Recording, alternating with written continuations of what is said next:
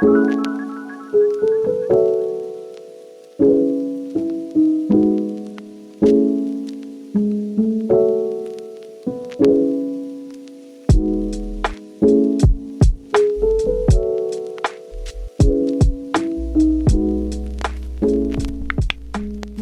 guys, welcome back to my channel. If you're new here, welcome. My name is Kiana and I do a lot of sewing and fashion videos, and today I have a tutorial on this fitted vest. If you want to see the process of me patterning and sewing this vest, I'll link that down below. I did a bunch of YouTube shorts on it, but today we're just doing the tutorial. And I have the pattern for this vest linked as the first link down below. And as you know, I love to reward my subscribers who have their notification bells turned on. So you can use the code FITTEDVEST to get 30% off this pattern until tomorrow at midnight Eastern time. Now you probably saw in the intro, I did two vests to show you that you can do two different closures for this. So for the denim vest, I did an eyelet lace up closure. And then for this leather vest, I did a hook and eye closure.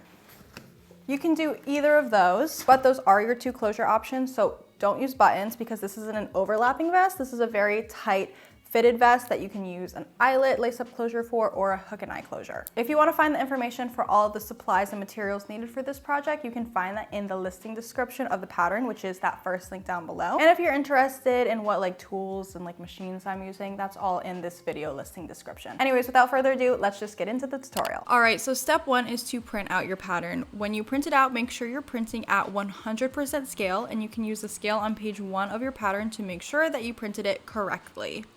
Then just line up your sheets of paper edge to edge without overlapping or trimming down your sheets of paper. Line them up using those lettered diamonds and then tape them together and cut them out. Make sure you're also referencing the size chart before cutting out your pattern. It's super important that you choose the correct size based off of the size chart. Another tip when sewing this is to make sure you're lining up all of those stitch lines and not the raw edges. So here you can see that those raw edges are absolutely not the same length. But when I put them right sides together and walk that seam, I can see that the stitch lines are the same length. So when you're actually sewing the garment, make sure you're only really paying attention to the stitch lines and not the raw edges. Now we can move on to sewing. So I'm gonna start with the shell.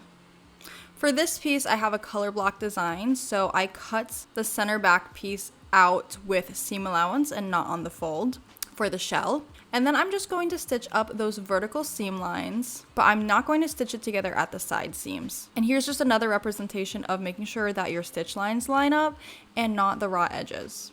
Now for the front and back princess seams, there are some curves on the seams, so before I press those seams, I'm gonna want to go ahead and clip into the seams. So I'm just creating clips in the seam allowance along the curved part of that seam. Make sure you're not clipping too close to the stitch line because you don't want to accidentally clip through it. Then once I do that, I'm going to open up that seam and I'm just going to notch one side of the seam allowance. Typically, we like to clip inside curves and notch outside curves. So on the center front panels seam allowance, I'm clipping it, and then on the side front panels piece, I'm notching it. And if you're unfamiliar with notching, just cut out a little triangle out of the seam allowance. After you do your notches and clips, you can just press those seams open and look how beautiful they are. Gorgeous. Now you're gonna go ahead and repeat all of those steps for the lining piece. Now the lining, no matter what, is going to be cut on the center back fold, so you don't have to worry about sewing that center back seam. But again, just follow all of the directions that we just did with the shell. Now for this particular vest, I am going to top stitch all of these seams. This is totally not necessary for anything, but for faux leather pieces, I really like to top stitch all of my seams just to make it look a little bit more professional. So before I top stitch, I just want to make sure that I've clipped and notched and pressed my seams so that it makes top stitching the seams a lot easier. So to top stitch, I'm just using thicker top stitching thread and going right alongside that stitch line to create a beautiful top stitch. Now as a little bonus, this vest was actually a Halloween costume for me, so I'm including these little heart and diamond templates if you want to use them too. But to create the little heart and diamond, I'm just placing my lining to my shell right sides together, sewing around the perimeter with 1/4 inch seam allowance, making sure I leave about 1.5 inch gap to turn them right sides out. So again, I notched around my curves, I clipped my corners before turning them out, and pressing them. And now you can just top stitch that straight to your garment. Okay, now you're gonna place your front and back pieces right sides together, the shell pieces, and sew them only at the shoulder seams. Do not sew them at the side seams. You're gonna repeat that as well for the lining piece, and then you can place those two pieces right sides together. Pin around the entirety of the garment. Now you're going to sew around the entire perimeter of the vest except for where the side seams are. So there are 4 areas where there are side seams. So the 2 front side seams and the 2 back side seams. Do not sew those side seams, but sew everywhere else around the perimeter. Now grab your interfacing and we're going to fuse those along the center front seams. So we're going to put one piece on each side for both the shell and the lining, so your center front seam is a little bit more stable. This is also super important if you decide to use an eyelet closure, but still I would recommend it no matter what.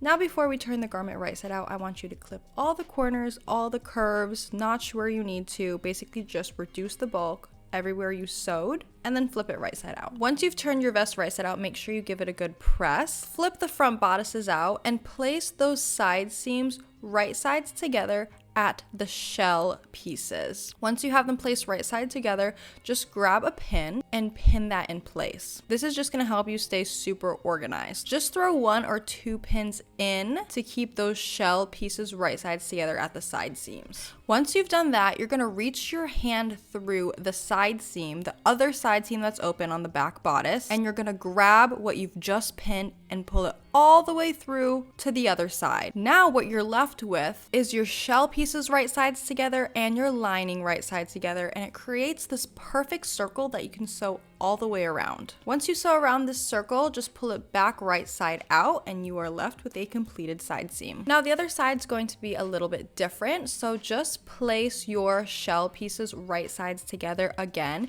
and pin it where you can. Make sure the top and bottom seams, so the armhole and the hem, are lined up, but basically you're just going to pin as far around that circle as you can, and then you're gonna sew as far around that circle as you can. However, of course, you're not gonna be able to sew around the entire thing, so you're gonna leave a gap in the lining. Now this is what the seam will look like, sewn on the front, but there is a gap in the lining because again, you can't sew all the way around that seam. Now we're just going to close that seam. So just tuck that seam allowance in there and pin it together. You can either hand stitch it, or most of the time these are just top stitched right on your sewing machine. Just top stitch it close to that edge for a clean finish, but you're not gonna see this stitch from the outside. Now the last step is to add the closures. And by the way, for my leather vest, I just top stitched around the entirety of the vest before I added the closures on, just to give it a cleaner look. So I'm going to do a hook and eye closure down the front of the vest. You could also do an eyelet closure down the front of the vest, which is what the denim vest has. I recommend spacing out your eyelets or hooks and eyes no more than 1 inch apart. I prefer about 3/4 of an inch for hooks and eyes, just so that you don't have any buckling because this is a very fitted vest. Once you mark out where you want your hooks and eyes to be, you can just hand stitch those on. And then same thing for your eyelets. Once you mark out where you want the eyelets to be, just create a hole, insert your eyelets, and then clamp those together. Make sure you're following your specific directions on whatever eyelets you buy as well if you're inserting eyelets. But yeah, once you add your closure, you are done with your vest. All right, so that is how you sew this fitted vest. Don't forget the pattern for this is the first link down below, and you can use the code FITTEDVEST for 30% off until tomorrow at midnight Eastern time. Let me know which vest you liked more, the denim or my leather vest, and let me know how you plan on making this. Also, let me know if you have any pattern requests for the future. If you enjoyed this video, feel free to give me a thumbs up. It's the easiest way to support your favorite creators for free. Also, feel free to follow me on Instagram and TikTok. My handle is Kiana Bonollo. Don't forget to subscribe and turn on that notification bell so you don't miss out on discounts in the future. And I think that is everything. So thank you so much. I'll see you next time. Bye.